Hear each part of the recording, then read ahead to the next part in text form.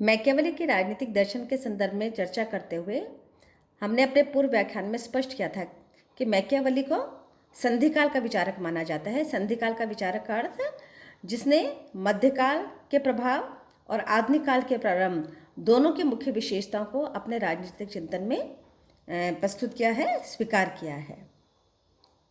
मैं दो बातें एक बार और स्पष्ट रूप से समझाना चाहूँगी आप लोगों को कि मध्यकाल की मूल विशेषता क्या थी, प्राकृतिक कानून और दैवीय कानून। तो ये मैकियावेली समाप्त करते हैं, अर्थात वो मानते हैं कि प्राकृतिक कानून और दैवीय कानून से राज्य सशक्त नहीं बन सकता, वो इसको नकारते हैं। लेकिन इसके स्थान पर वो ये मानकर चलते हैं कि शक्ति और भय पर आधारित कानून ही शासक को शक्तिशाली बनाता है और इसी के आधार पर शासन और राज्य को सुरक्षित रखा जा सकता है। वस्तुतः उनका पहली बार व्यक्त किया गया ये ऐसा विचार था जिसे आधुनिक काल का या राजनीतिक चिंतन में आधुनिक विशेषताओं का प्रारंभ माना जाता है। डनिंग ने उन्हें child of his own age माना है कि वो पुनर्जागरण काल के शिशु हैं या अपने काल के प्रतिनिधि हैं। जब हम कहते हैं कि कोई भी विचारक अपने काल का शिशु है तो इसका सीधा सा अर्थ ही होता है कि जिस समय वे लिख रहे थे या अपने युग का प्रतिनिधित्व कर रहे थे तो उस समय ऐसी कौन सी विशेषताएं थी या उससे पूर्व की ऐसी कौन सी विशेषताएं थी जिसका प्रभाव उनके ऊपर पड़ा। तो मूलतः मैकियावेली का काल वो वाला काल था जब यूरोप में पुनर्जागरण ये रेनेसेंस पीरियड की शुरुआत हो चुकी थी। मैं कुछ मूल 4 इम्पैक्ट आपको बताती हूँ जिसने विशेष रूप से मैकियावेली के दर्शन को प्रभावित किया। पहला है पुनर्जागरण। पुनर्जागरण से आशय क्या है कि मध्यकाल में पूर्णतः 3 काल हम मानते हैं, जैसे यूनानी राजनीतिक चिंतन का काल के बाद में मध्यकाल का चिंतन हमने देखा और मध्यकाल के बीच में हम देख रहे हैं मैकियावेली को।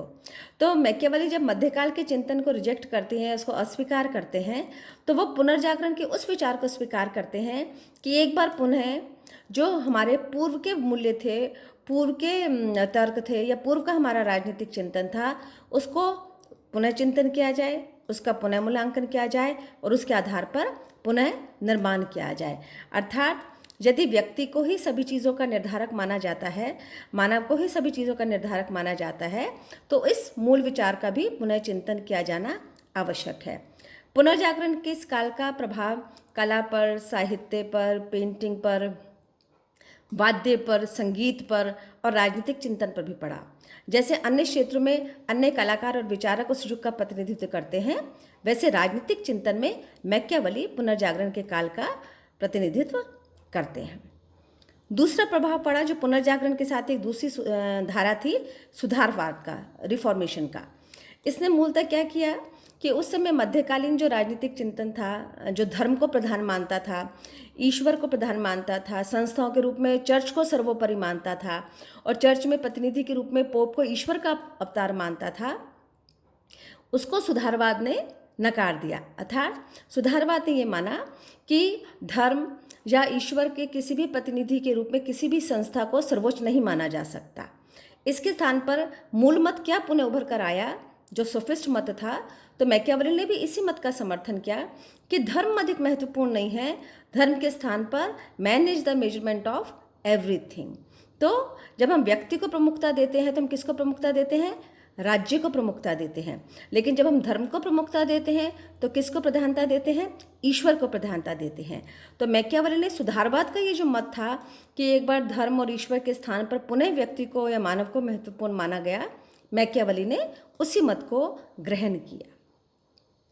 चूँकि उस समय इटली की तत्कालीन स्थिति ऐसी थी कि अराजकता थी, अव्यवस्था थी और छोटे छोटे आपसी संघर्षों के कारण प्रजा असुरक्षित थी, तब उस स्थिति को स्वीकार करते हुए मैकियावेली ने उसका विश्लेषण किया और यह निष्कर्ष निकाला कि जब तक राज्य में सशक्त शासक नहीं होता जो भय के आधार पर शासन कर सके या जिसके हर आदेश का पालन प्रजा स्वेच्छा से कर पाए, तब तक किसी भी राज्य को सुरक्षित नहीं रखा जा सकता।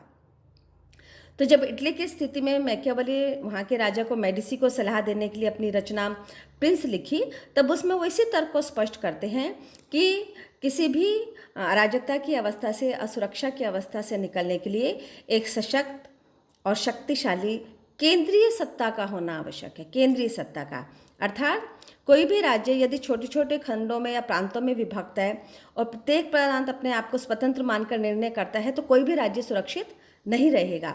इसके स्थान पर यदि केंद्रीय सत्ता या शासक सर्वोच्च स्तर पर अपनी शक्ति को केंद्रीकृत रख के शासन करता है तो वो एक सुरक्षित व्यवस्था प्रजा को दे पाएगा।